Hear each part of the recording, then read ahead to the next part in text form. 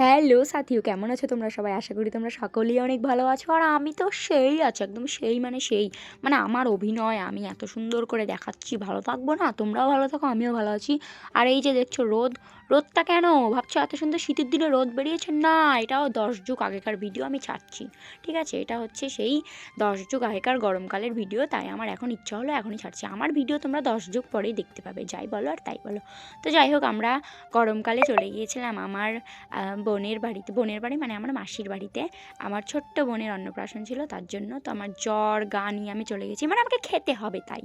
আর নিরামিষ তো আমি খেতে অনেক পছন্দ করি, আর যেহেতু পুজোর বাড়ি মানে অন্নপ্রাশন, তো পুজো টুজো দিয়েছে, তার জন্য নিরামিষ ছিল। তো আমি আইসক্রিমও খেয়েছি, এদিকে জ্বর হয়ে যাক আমার কোনো যায় আসে না, আমাকে আইসক্রিম খেতেই হবে। তো মন ভরে একদম আইসক্রিম খেয়ে নিয়েছি। আর এই যে দেখো আমার কিউট বুনু, এটা আমার ছোট বোন।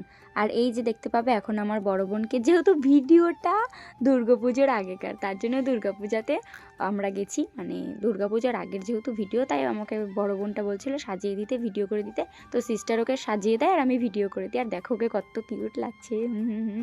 আর এই যে এটা হচ্ছে পরের দিনের ভিডিও, ভাবছি কি আর ব্লগ করব, একসাথে সেট করে দিই সব কিছু। তো পরের দিন খাওয়া দাওয়া করে আমরা আবার চলে যাই বাড়ির দিকে।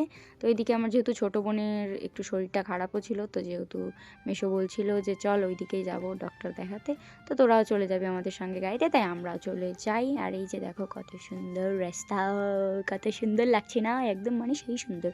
তো যাই হোক, আমরা বাড়ি চলে আসি। দেখা হচ্ছে নেক্সট কোনো ভিডিওতে। Bye bye guys.